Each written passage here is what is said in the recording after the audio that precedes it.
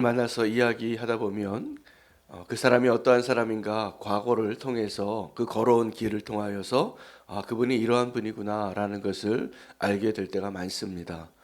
그런데 우리의 대화 가운데 우리의 지난 날들을 자랑하는 것이 내가 누군가의 대화의 대부분을 차지하고 있다면 오늘 나의 삶이 별로 만족스럽지 않은 것입니다.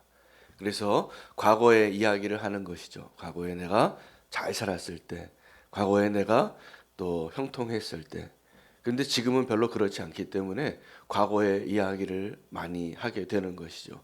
미래의 이야기도 마찬가지입니다. 오늘 27장 1절에는 너는 내일 일을 자랑하지 말라.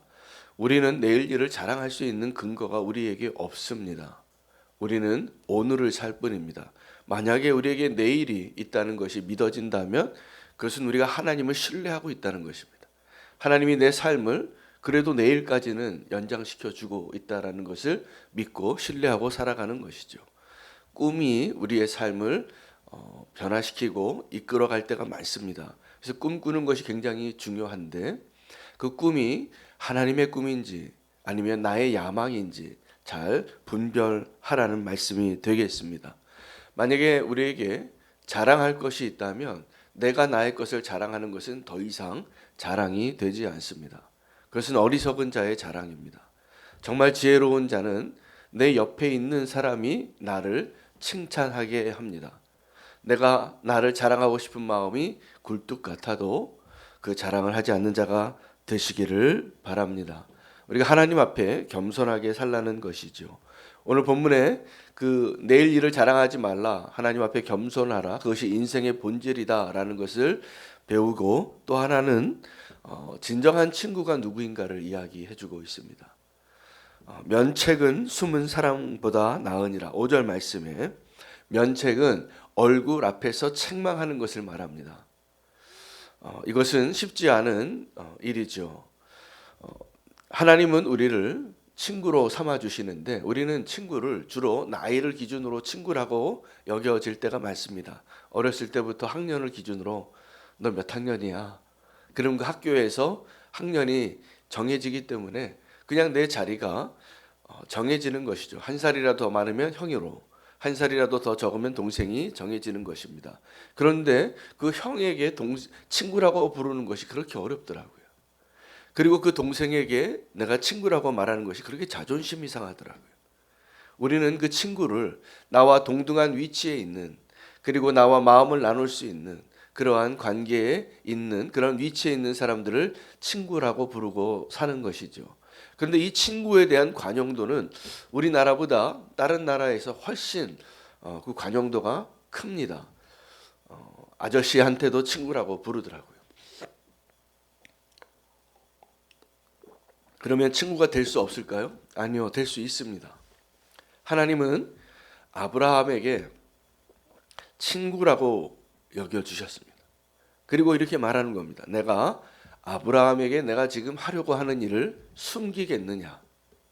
소돔과 고모라를 심판하러 가는 그 길에 아브라함에게 하나님께서 그 심판의 계획을 친구니까 알려주셨는데 아브라함은 그 하나님에게 친구라서 할 수 있는 기도를 하게 됩니다. 그 멸망당하는 그 소돔과 고모라에 아브라함이 구하고 싶은 한 사람이 있기 때문입니다. 롯의 가족입니다.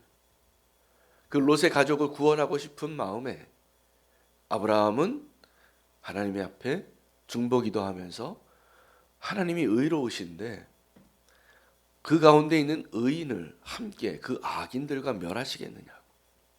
여러분, 하나님 앞에 우리가 이런 기도할 수 있어야 됩니다. 친밀한 기도이죠. 중보하는 기도인데 저 멸망당하는 저 소돔과 고모라를 위하여서 친밀한 사람만 할 수 있는 기도. 하나님 앞에 정말 가까운 사이인 사람만 구할 수 있는 기도. 여러분, 이것이 바로 우리가 주님과 친밀해져야 하는 이유이기도 합니다. 오늘 면책은 숨은 사랑보다 더 나으니라. 이 말은 한 번 더 생각해 볼 필요가 있습니다. 왜냐하면 성경에서는 어떤 사람의 허물을 덮어주는 것을 사랑이라고 했는데 숨은 사랑보다 더 귀한 사랑이 면책이라는 겁니다. 책망하는 것이죠. 여러분, 성령님께서 우리와 안에 계시고 우리가 주님과 함께 그 친밀함을 누리는 성도의 삶을 살아가게 되면 그 성령님께서 우리를 위로하시기도 하지만 성령님께서 우리를 책망하실 때 그것을 기뻐하시기를 바랍니다.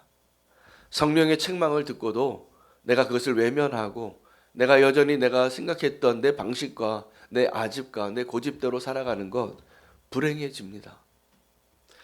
여러분, 욥의 친구들 가운데 욥이 고난당할 때 그 이유 없는 고난을 듣고 멀리서 친구가 찾아왔습니다.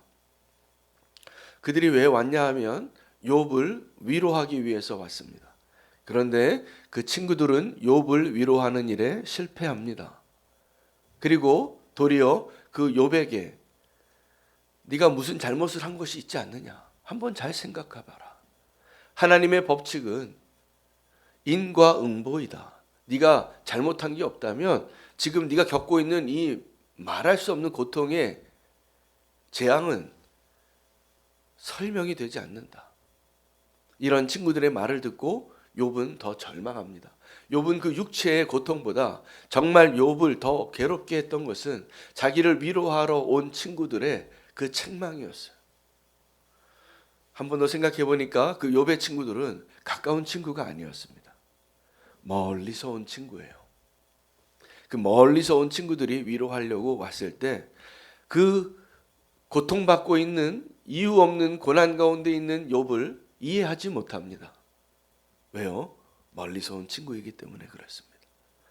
그런데 우리가 정말 하나님이 우리에게 친구 되실 때 우리에게 오늘 이 말씀대로 면책은 숨은 사랑보다 더 나으니라 라고 이 말씀을 증명해낸 사람이 나단이라는 사람입니다.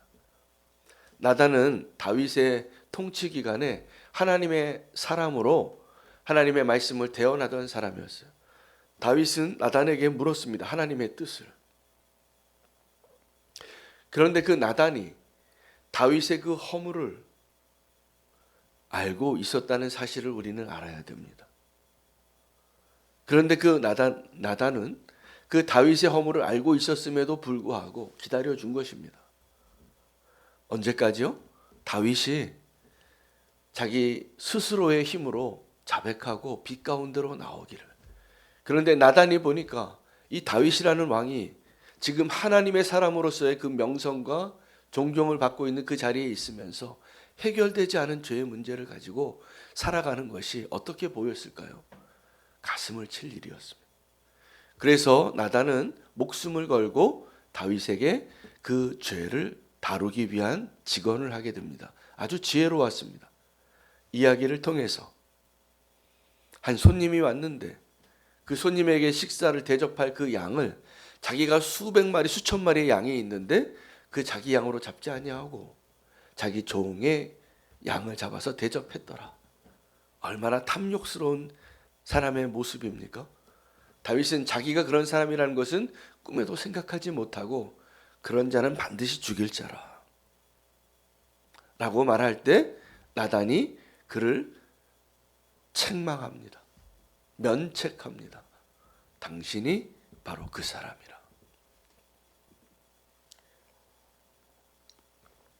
우리가 다윗에 대하여 다윗이 하나님과 동행하고 하나님의 그 언약을 의지하고 하나님의 그 택하심대로 사울 왕과 같지 아니하고 하나님의 마음에 합한 자로 살아갈 때의 그 다윗의 모습이 너무나 소중한데 우리가 다윗을 통해서 위로가 되고 더 배우게 되는 놀라운 교훈은 그가 무너졌을 때 어떻게 반응했는가를 배우는 것입니다.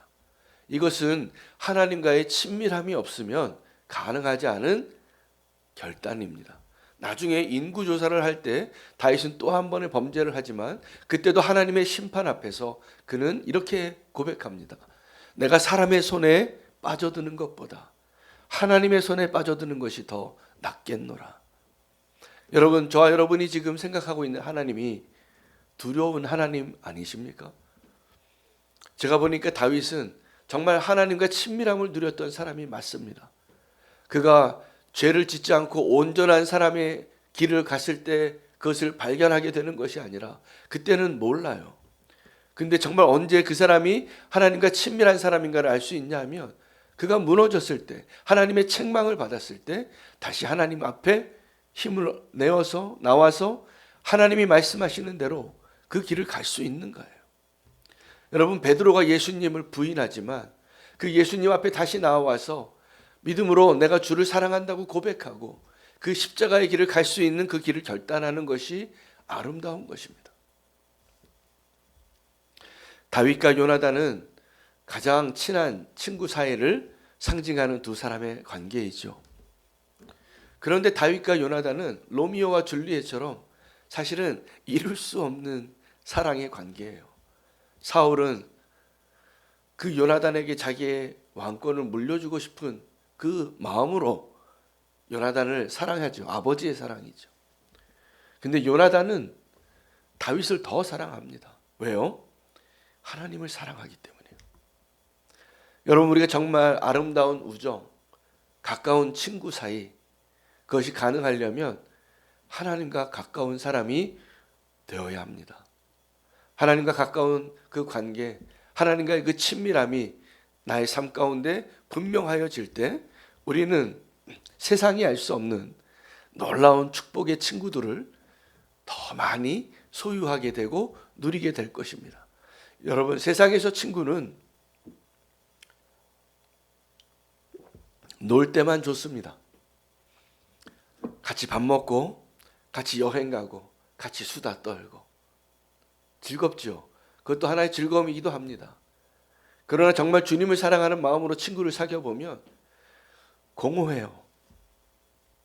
하나님을 정말 사랑하는 자로 내가 쓴다면 하나님께서 저와 여러분에게 다윗을 보내주시고 또 요나단을 보내주시리라 믿습니다.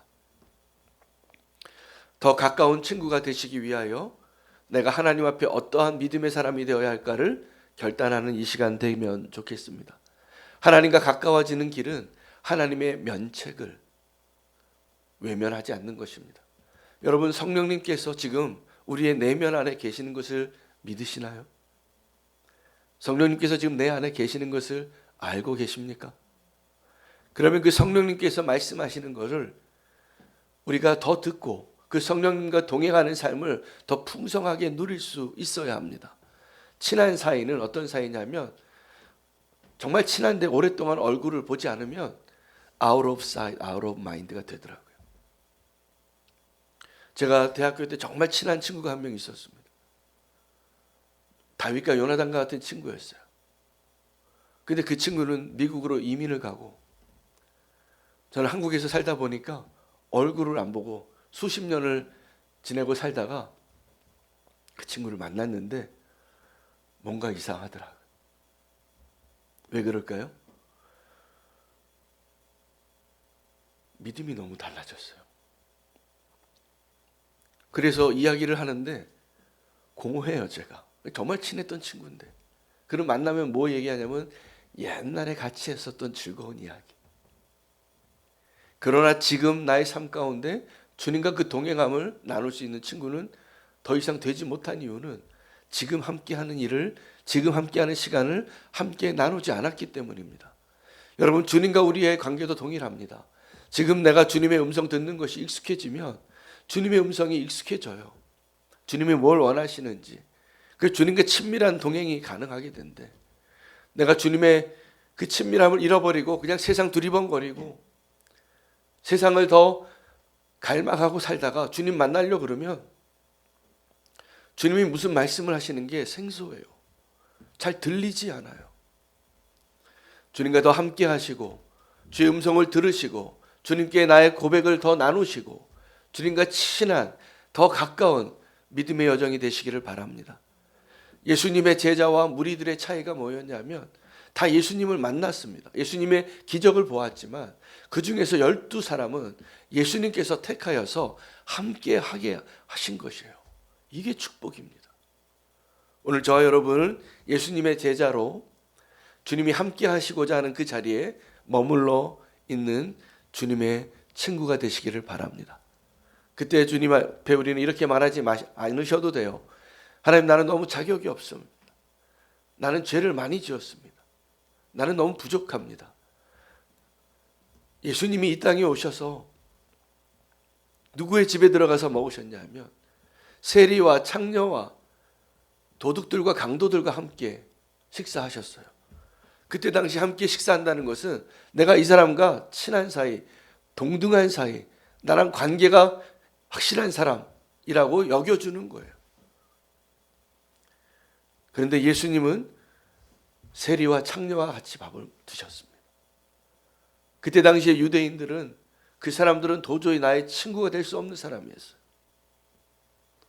사마리아인, 선한 사마리아인의 비유는 종교적으로 율법적으로 의롭다고 여기며 살았던 그 바리새인이 예수님에게 내 이웃이 누구입니까? 라고 질문하면서 시작된 이야기예요. 나는 이렇게 거룩한데 나랑 친구가 될 사람이 없는 것 같아요. 예수님은 어떻게 친구를 사귀는가를 말씀해 주십니다. 강도 만난 자를 돕는 것입니다. 좋은 친구 사귀시기를 바랍니다. 주님과 친구가 되시고 지금도 강도 만난 자를 돕는 것이 우리가 진정한 친구를 사귀어서 삭개오의 집에 예수님께서 들어가서 삭개오가 변화되어진 것처럼 우리의 삶이 변화되어지는 놀라운 역사가 이루어지기를 축복합니다. 함께 기도하시겠습니다.